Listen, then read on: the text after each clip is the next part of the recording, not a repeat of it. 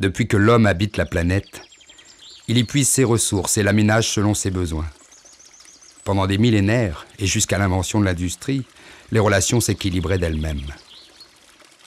La nature offrait de grands espaces, dans lesquels l'homme cohabitait avec la faune et la flore, dans la diversité et l'abondance.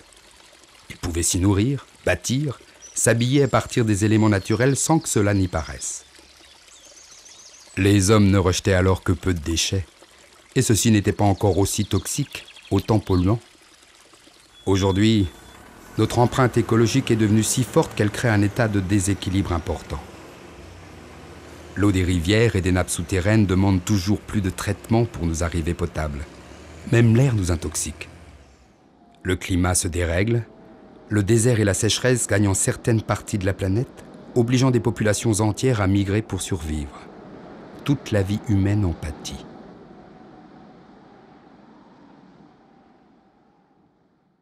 Les scientifiques ont tiré le signal d'alarme. C'est l'avenir même du monde qui est en jeu. Notre modèle de développement est alors pointé du doigt. Dès le milieu du XXe siècle, des précurseurs remettent en cause notre fonctionnement économique et technologique. Mais il faudra attendre 1987 pour qu'un rapport international, dirigé par Mme Brundtland, alors présidente de la Commission mondiale sur le développement et l'environnement, propose d'œuvrer pour un développement qui permettrait d'assurer, je cite, « les besoins du présent sans compromettre la capacité des générations futures à satisfaire les leurs ». La notion de développement durable est officialisée. Les liens entre dégradation de l'environnement, pauvreté et croissance sont alors clairement mis en évidence. L'implication de tous dans ce projet de société est l'indispensable levier pour un autre développement, humainement équitable, écologiquement vivable et viable, et économiquement responsable. La citoyenneté prend ici toute sa place, et elle est double. D'une part, il y a celle qui nous invite à nous engager dans la vie démocratique, l'expression de nos opinions dans les instances de décision partagées, élections, forums de discussion, espaces de consultation, débats publics. Mais il est aussi cette autre forme de citoyenneté, tout aussi importante, qui se joue dans l'ordinaire de nos vies quotidiennes. Acheter, manger, nettoyer, se chauffer, se déplacer, construire, jardiner. Tous nos actes participent ou non à l'exploitation d'autres hommes et de la biosphère. Changer nos modes de vie est devenu impératif. Mais c'est une tâche complexe. D'abord parce que l'homme est homme. Et dans nos sociétés démocratiques, bien qu'il soit éducable, il n'est pas modelable comme l'argile. D'autant moins aujourd'hui que nous avons gagné en autonomie, en liberté d'action. Il y a encore quelques décennies, chaque individu était dépendant de sa famille, de son village, de sa religion ou de sa patrie. Aujourd'hui, nous nous affranchissons de ces rapports contraints pour recréer d'autres liens, plus élastiques, que nous choisissons nous-mêmes dans une sphère relationnelle plus vaste. Nous avons des amis à l'autre bout du pays et sommes parfois affectivement bien plus proches d'un voisin ou d'une voisine que d'un cousin ou d'une cousine. Les changements nécessaires ne peuvent donc nous être imposés si aisément. C'est une tâche d'autant plus complexe que notre société moderne s'est construite sur une mise à distance de la nature. Nous vivons de plus en plus nombreux dans des villes où celle-ci a peu de place. La production de nos biens passe par une technologie de plus en plus sophistiquée. Le virtuel prend une place grandissante dans nos rapports au monde. Aussi, au fur et à mesure de ces progrès, nous nous détachons corporellement et mentalement de la nature. Des kilomètres de tuyaux, canalisations, câbles et autres réseaux séparent la ressource de son usage. Qui saurait dire, par exemple, d'où vient l'électricité qu'il consomme et comment elle arrive jusqu'à sa maison? Pourtant, la plupart de nos besoins sont assouvis grâce à la biosphère. Nutriments, eau, air, sable, pétrole, gaz, granit, argile, arbres. Pour manger, boire ou respirer, construire nos maisons, meubles, vêtements, automobiles, appareils électroménagers. Nos gestes sont ainsi devenus banalement pollueurs, gaspilleurs de ressources, déstabilisateurs des grands cycles écologiques. Tâche complexe toujours, car les frontières de nos territoires ont volé en éclats. Avant, le monde se limitait aux villages construits autour de l'église, quelques chemins amenant aux fermes et aux champs, le plus grand des voyages pouvant nous conduire éventuellement à la ville la plus proche. Aujourd'hui, les plus voyageurs d'entre nous font concrètement le tour du monde en avion plusieurs fois dans leur vie. D'autres se contentent du voyage virtuel que permet Internet. Pour le plus grand nombre, l'autre bout de la planète se montre régulièrement sur nos écrans de télévision. Voyage immobile, mais voyage quand même. Pour changer, notre société va devoir lever certaines résistances. Prendre conscience de nos habitudes, par exemple. Celles-ci nous permettent d'assumer notre quotidien de façon souple, d'enchaîner nos gestes sans trop y penser. Pendant que j'effectue les tâches journalières, mon esprit peut vagabonder ailleurs. Ces habitudes nous sont donc indispensables pour déployer les 1000 actions de la vie ordinaire. Pour cela, elles sont profondément ancrées en nous. Elles arrivent à se modifier pourtant lorsqu'un événement vient à les réveiller.